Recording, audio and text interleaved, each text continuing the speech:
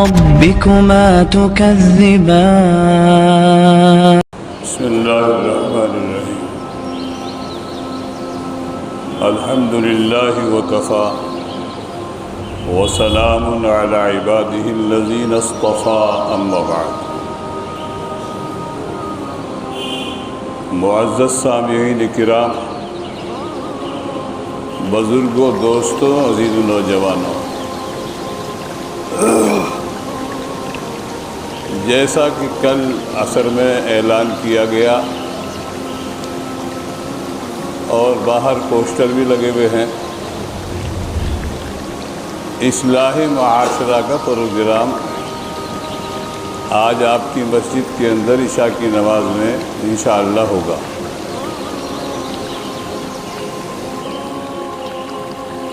یہ اصلاح معاشرہ کوئی مولویوں کی اصطلاح نہیں ہے۔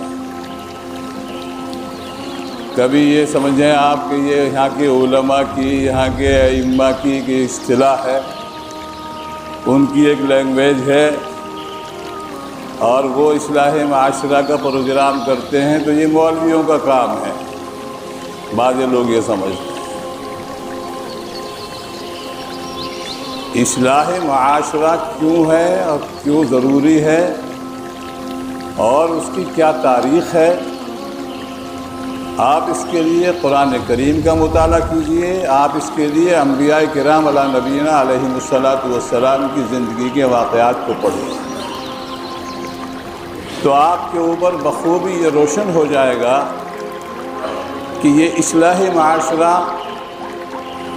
آج سے نہیں ہے، اس دور کی پیداوار نہیں ہے یہ، بلکہ یہ حضرت آدم علیہ نبینا علیہ الصلاۃ والسلام سے لے کر خاتم الانبیاء جناب محمد الرسول اللہ صلی اللہ علیہ وسلم تک تمام انبیاء کرام علیہ نبینا علیہ الصلاۃ والسلام کا یہی طریقہ تھا۔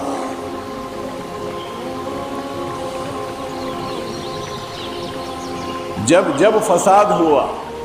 جب زمین کے اندر خرابیاں پیدا ہوئیں، اللہ تعالیٰ نے اپنے منتخب بندوں کو بھیجا جن کو انبیاء کہا جاتا ہے، اور انہوں نے آ کر کے قوم کی اصلاح کی، قوم کو صحیح ڈگر بتائی، صحیح راستہ بتایا،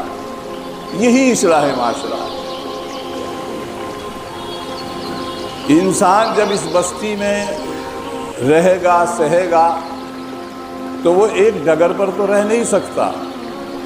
ظاہر ہے کہ اس سے خیر کا وجود بھی ہوگا تو شر کا وجود بھی ہوگا، اس سے اگر بھلائیاں صادر ہوں گی تو برائیاں بھی اسی سے ہوں گی۔ ایسا نہیں ہے کہ یہ بھلائیاں کرتا رہے گا اور اس سے برائیاں سرزد نہ ہوں گی، یہ تو اس کی خمیر کے اندر اللہ تعالیٰ نے رکھ دیا ہے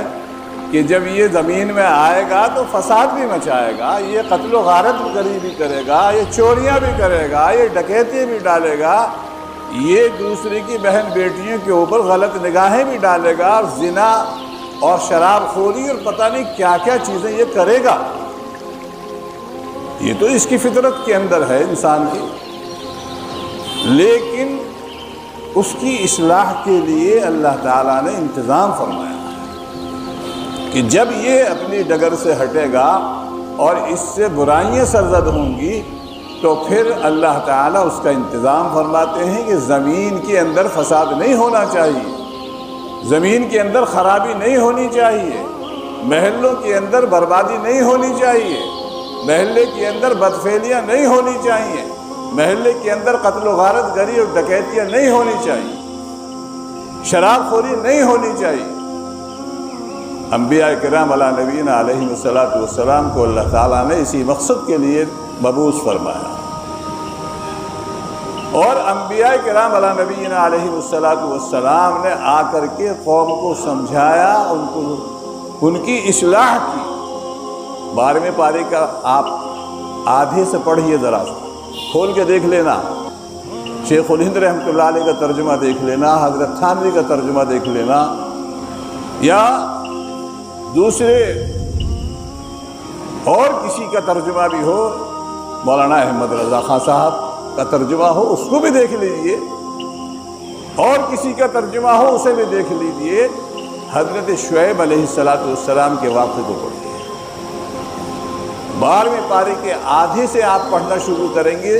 تو ایک لفظ آپ کو ملے گا، ان اريد الا الاصلاح ما استطعت وما توفیقی الا باللہ علیہ توکلت والیہ انیب۔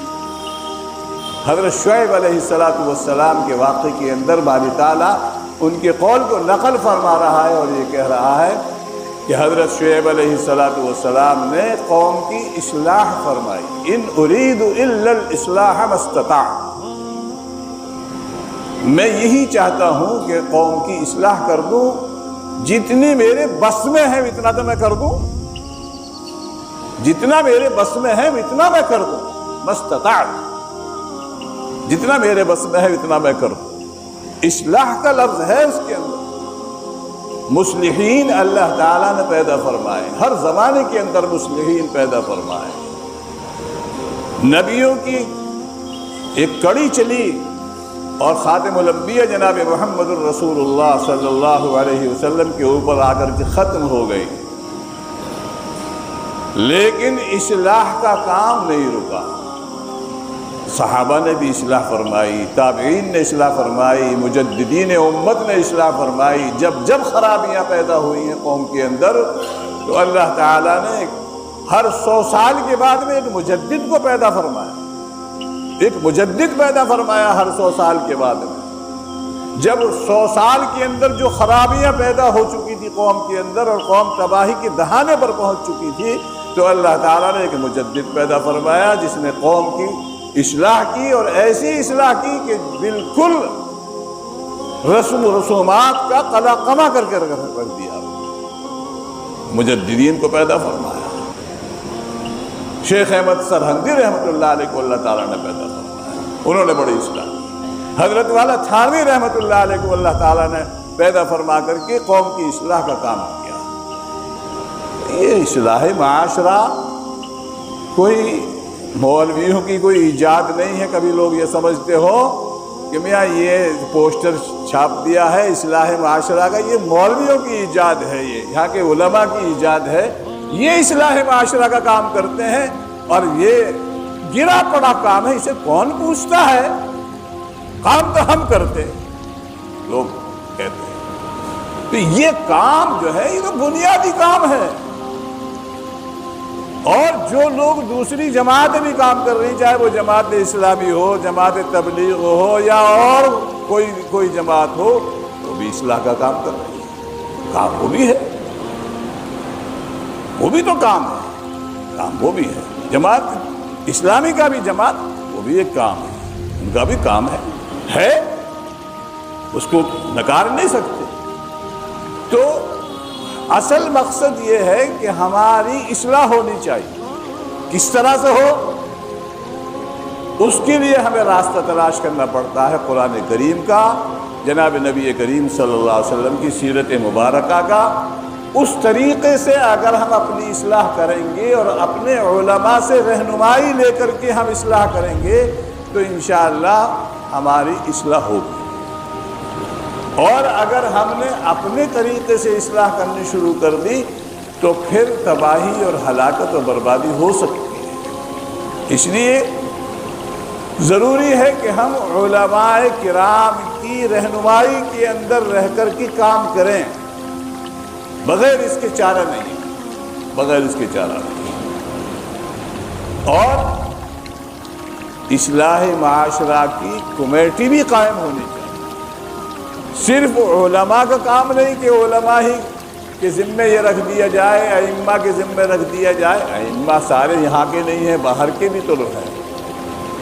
ان کی آواز بے شک آپ سنتے ہیں اور ان کے بیانات کو سنتے ہیں اور اثر بھی لیتے ہیں، لیکن ان کو وہیں تک محدود رکھا جائے۔ اگر محلے کے اندر آپ ان کو استعمال کریں گے تو اس سے جو ہے فتنے کی راہ کھلے گی اور اس سے فساد برپا ہوگا۔ اس کے لیے ضروری ہے کہ ہمارے محلے کے ذمہ دار کھڑے ہوں، محلے کے ذمہ داروں کی ذمہ داری ہے کہ وہ کھڑے ہوں اور کھڑے ہو کر کے جائزہ لیں اپنے گلیوں کا، ایک ایک گلی کا، دو دو گلیوں کا جائزہ لیں کہ کہاں سے یہ فتنے اور فسادات جو ہے ابھر رہے ہیں اور کہاں کہاں ہماری قوم تباہی اور بربادی کی طرف جا رہی ہے۔ اگر اب بھی نہ جاگے تو آگے خطرہ ہی خطرہ ہے، اگر اب بھی نہ جاگے تو خطرہ ہی خطرہ ہے۔ اب بھی اگر ہم جاگ گئے تو بہت کچھ قابو میں آ سکتا ہے، بہت کچھ قابو میں آ سکتا ہے، اور اگر اب بھی نہ جاگے تو پھر ہمارے ہاتھ سے جو ہے اونٹ کی نکیل نکل چکی ہو۔ اونٹ کی نکیل اگر ایک بچے کے ہاتھ میں بھی ہوگی تو اونٹ رہے گا، حالانکہ کتنا بڑا قوی جثہ جانور ہے، لیکن اس کی نکیل کو اگر ایک بچہ 5 سال کا بچہ بھی اگر اس کو تھامے ہوئے ہے تو وہ اونٹ کہیں نہیں جانے گا، اور اگر اس کو اونٹ کی نکیل کو چھوڑ دیا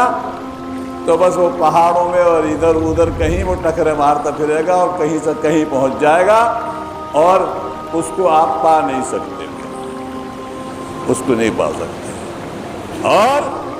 8 دن تو یہ اونٹ ایسا ہے کہ پانی ایک دفعہ میں ہی اندر لے لیتا ہے، 8 دن پانی کی بھی ضرورت نہیں، نہ کھانے کی ضرورت ہے،